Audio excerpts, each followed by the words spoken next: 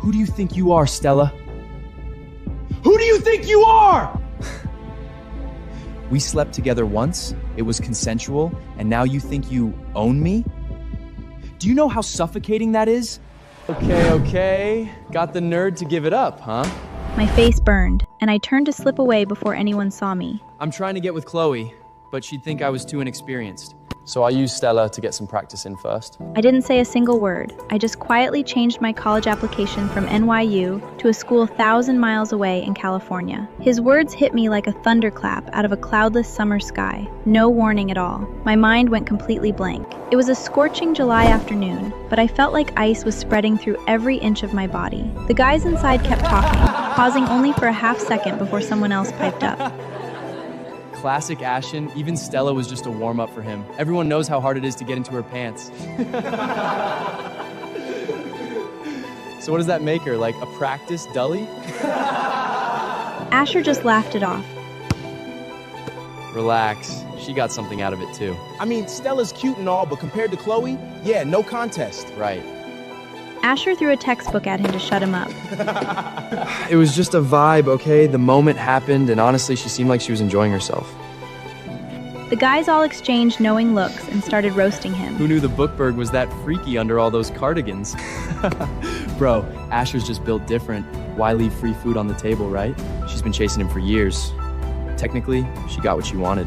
The laughter inside the room got noticeably louder. I pressed my teeth into my lower lip so hard I tasted copper. Both hands balled into white-knuckled fists. It took every single ounce of willpower I had to stay upright, to not just crumple right there in the doorway. Footsteps echoed down the hall toward me. I snapped back to reality and bolted, shoving my way blindly through the corridor. In my panic, I threw myself into the nearest bathroom stall and locked the door behind me. The tears came like a dam breaking, grief and humiliation pouring out all at once. Asher's words played on a loop inside my head, every single syllable. They shredded what little self-worth I had left. If I hadn't heard it with my own ears, I never could have believed that the guy talking in there was the same one who had held me like I was something precious just last night. Turns out you don't actually need to love someone to do that with them. Turns out you can look a girl dead in the eyes, make her feel everything, and still be lying through every single second of it. The thing I thought was my happily ever after was just a punchline someone else got to laugh at. The more I cried, the worse it got, but I couldn't make a sound. My whole body was shaking so hard I could barely breathe. A long time passed. My phone buzzed. It was Asher. "Just grab an Uber back. My crew's got a party tonight and it'd be awkward to bring you." I didn't reply. He sent a follow-up. "Also, pick up a morning after pill yourself. I'm busy today. Don't forget to take it. Good girl." I stared at those two texts for a very, very long time without moving. From dusk until nearly sunrise, Asher had been relentless, like he had a point to prove. By the end, we were both completely wrecked, and right before he drifted off with his arms around me, he'd murmured the same thing twice. "We weren't really prepared for your first time. I'll get you the pill first thing tomorrow morning."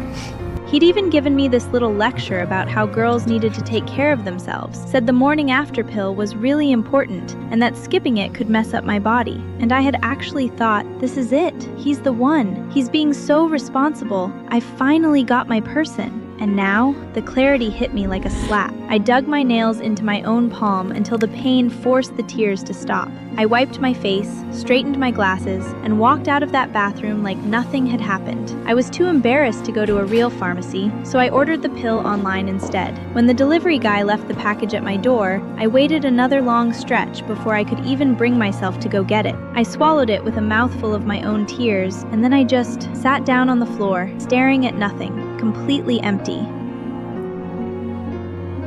Ever since Asher's family had moved next door to mine, I'd trailed after him like a shadow, and that had been 10 years of my life. I had genuinely never stopped to think about what a world without him would even look like. I couldn't picture it, but starting right now, I was going to have to figure it out alone. Outside the floor-to-ceiling window, the neighborhood lights blinked on, one by one, and then off again. At some point, I really didn't know how long I'd been sitting there, Mia called me on FaceTime.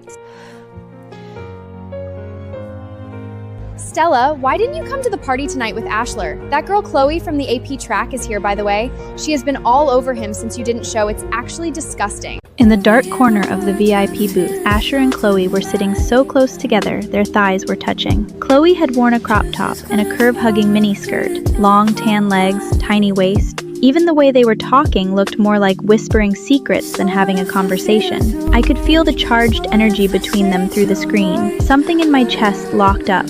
He'd only said he wanted to chase her this afternoon, and apparently tonight was all the time he needed. The game switched to Truth or Dare, and Chloe drew a card that said, "Do a push-up challenge with a guy hovering over me." Predictably, Asher volunteered before anyone else could open their mouth. Chloe blushed bright pink and lay back against the couch cushions. Asher planted his hands on either side of her. He was controlled the whole time, deliberately keeping his body from making contact with hers, until the very last one. His arms gave out, and his entire weight came down directly on top of her. The room erupted, everyone screaming so loud, the walls practically shook. Asher's and Chloe's faces went even redder. With the whole crowd going absolutely feral around them, Asher just tilted his head down and kissed her. Not a quick peck, a full, deep, for the whole room to see kiss. 3 full minutes before they finally pulled apart. For all 3 of those minutes, I sat completely frozen, eyes locked on the screen, barely remembering to breathe. I wanted to cry so badly. Oh my God, Stella, did you see that? He literally kissed her in front of everyone. He is so into her. Mia shook her head and stepped out of the booth, turning the camera as she went. Don't be mad at me. If I hadn't shown you, you never would have let yourself move on. I'm not mad at you.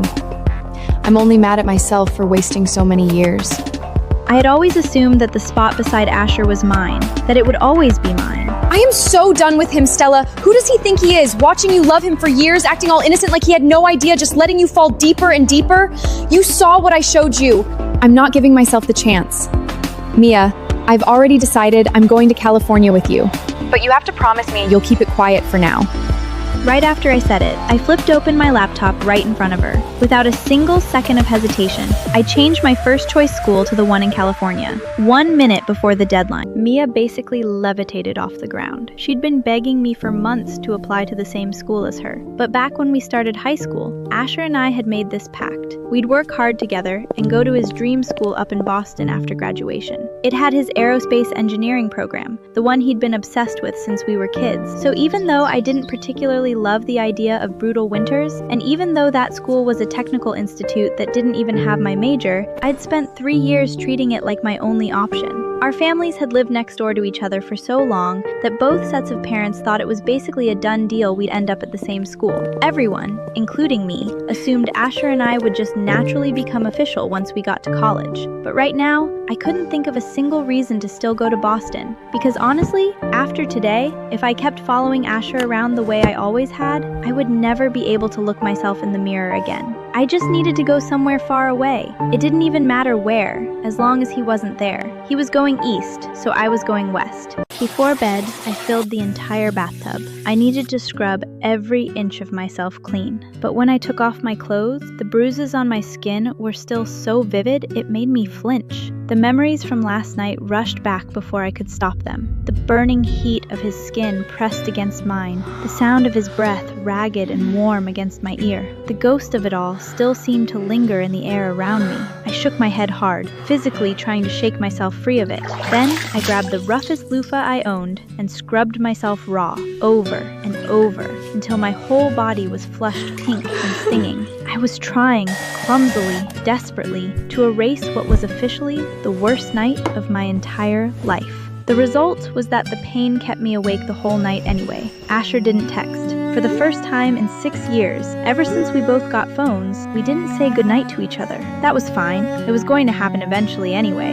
Tonight was as good a time as any to start letting go. I didn't fall asleep until just before sunrise, drifting in and out of exhaustion. Early the next morning, while I was still buried in sleep, I felt, in that foggy space between dream and awake, the soft press of lips against my forehead. I jolted awake. The first thing my eyes landed on was a jaw I knew too well, and the soft dip of a throat right above me. The scent hit me next. Cedarwood, that cologne he always wore, and underneath it, the faintest trace of something new, something citrusy that wasn't his. Right, I'd completely forgotten that Asher still knew my front door code. Download Short Max. Watch more.